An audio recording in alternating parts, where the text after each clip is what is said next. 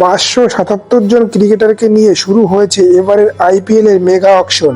24 ও 25 তারিখ এই দুদিন ধরে সৌদি আরবের জাড্ডায় অনুষ্ঠিত হচ্ছে এবারের মেগা নিলাম। ইতিমধ্যে অনেক ক্রিকেটার নতুন দল পেয়ে গিয়েছে।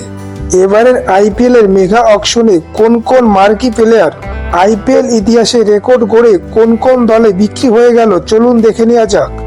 বন্ধুরা, আপনারা যদি আপনার প্রিয় দল কেমন হয়েছে জানতে চান তাহলে ভিডিওটিকে লাইক ও শেয়ার করুন এবং আইপিএল মেগা অকশন সম্পর্কীয় A to Z জানতে চ্যানেলটি সাবস্ক্রাইব করুন। এখনো পর্যন্ত আইপিএল ইতিহাসের সমস্ত রেকর্ড ভেঙে সবচাইতে দামি প্লেয়ারে পরিণত হলো ঋষভ পান্ত। 27 কোটি টাকার বিনিময়ে ঋষভ পান্তকে নিজেদের দলে নিলেন লখনৌ সুপার জায়েন্ট। এবারের মেগা নিলামে আইপিএল ইতিহাসের দ্বিতীয় সর্বোচ্চ দামি প্লেয়ার হলেন শ্রেয়স আইয়ার। পাঞ্জাব কিংস 26 কোটি 75 লাখ টাকার বিনিময়ে শ্রেয়স আইয়ারকে নিজেদের দলে নিলেন।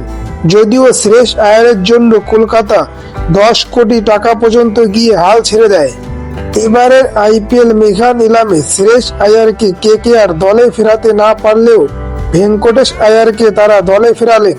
23 কোটি 75 লক্ষ টাকার বিনিময়ে ভেঙ্কটেশ আইয়ারকে দলে ফিরিয়ে আনলেন কেকেআর।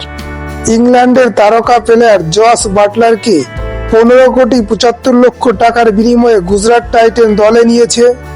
জস বাটলারকে দলে নেওয়ার জন্য রয়্যাল চ্যালেঞ্জার ব্যাঙ্গালোর 9 কোটি 50 লক্ষ টাকা পর্যন্ত দাম তুলেছিল এবং পাঞ্জাব কিংস 13 কোটি 50 লক্ষ টাকা পর্যন্ত দাম তুলেছিল।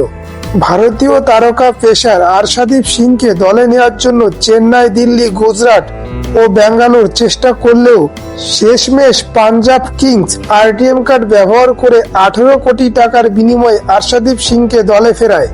চাহালকে দলে নেওয়ার জন্য 14 কোটি 50 লাখ টাকা পর্যন্ত আরসিবি লড়াই করলেও শেষমেশ পাঞ্জাব 18 কোটি টাকা দিয়ে চাহালকে দলে টেনে নেয়।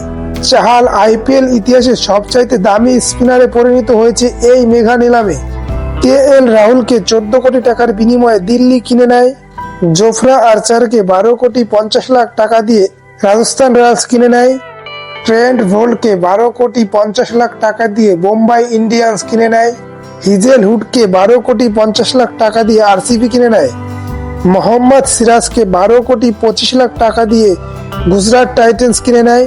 ফিলিপ সল্টকে 11 কোটি 50 লাখ টাকা দিয়ে আরসিবি কিনে নেয়। ঈশান কিষানকে 11 কোটি 25 লাখ টাকা দিয়ে সানরাইজার্স হায়দ্রাবাদ কিনে নেয়। মার্কো স্টোয়নিসকে 11 কোটি টাকা দিয়ে পাঞ্জাব কিংস কিনে নেয় এবং মোহাম্মদ শামিকে 10 কোটি টাকা দিয়ে সানরাইজার্স হায়দ্রাবাদ কিনে নেয়। বন্ধুরা, এই ছিল আইপিএল মেগা অকশনের মার্কি প্লেয়ারের তালিকা। আইপিএল অকশন শেষে কোন দল কেমন হলো সেই নিয়ে ভিডিও তো থাকবেই। তবে বন্ধুরা, আইপিএল সংক্রান্ত সমস্ত ভিডিও পেতে চ্যানেলটি সাবস্ক্রাইব করুন এবং ভিডিওটি লাইক ও শেয়ার করুন। ভিডিওটি শেষ পর্যন্ত দেখার জন্য আপনাদের সকলকে অসংখ্য ধন্যবাদ।